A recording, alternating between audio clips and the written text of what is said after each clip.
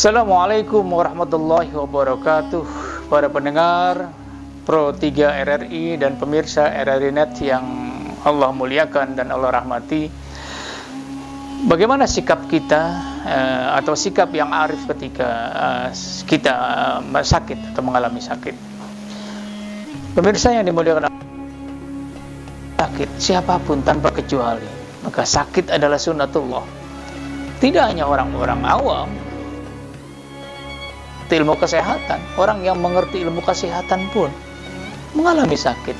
Tenaga-tenaga kesehatan, ahli gizi, dokter, bahkan dokter spesialis, bahkan pakar di bidang kedokteran pun pada saat dia harus mengalami sakit, pasti dia akan mengalami sakit. Maka dengan demikian, sakit adalah sunnatullah, pasti akan dialami oleh setiap makhluk yang diciptakan di muka bumi ini.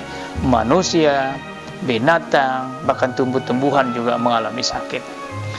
Pemirsa yang dimuliakan Allah Subhanahu wa taala, satu ketika Rasulullah sallallahu alaihi wasallam mendengar ada sahabatnya yang sakit, dan sebagaimana akhlak mulia beliau mengajak sahabat-sahabat yang lain untuk menjenguk sahabatnya yang sakit ini. Sesampai di tempat kediaman sahabat yang dijenguk oleh Rasulullah sallallahu alaihi wasallam ini, Rasulullah kemudian berdoa, bermunajat. Dan ini doa ini didengar oleh para sahabat. Doa ini luar biasa, pemirsa. Apa kata Rasulullah SAW dalam doanya? Allahumma la ba'sa tahurun insyaallah. Mudah-mudahan sakitnya bisa mengurangi dan menghapuskan dosa-dosa kecil yang pernah dilakukannya. Muncul pertanyaan, pemirsa dimuliakan Allah Subhanahu wa taala, sakit yang bagaimana sih kira-kira yang bisa mengurangi dan mengampuni dosa orang yang sakit itu? Di dalam kitab Al-Azkar An-Nawawiyah, Imam An-Nawawi memberikan penjelasan, fa inna kaunahu tahurun mabniyun ala kaunihi saburan syakura, bahwa sakit yang bisa mengurangi bahkan bisa menghapuskan dosa-dosa kecil seseorang adalah ketika seseorang yang sakit itu saburan, dia senantiasa bersabar, dia selalu bersabar. Saburan bukan sabiran.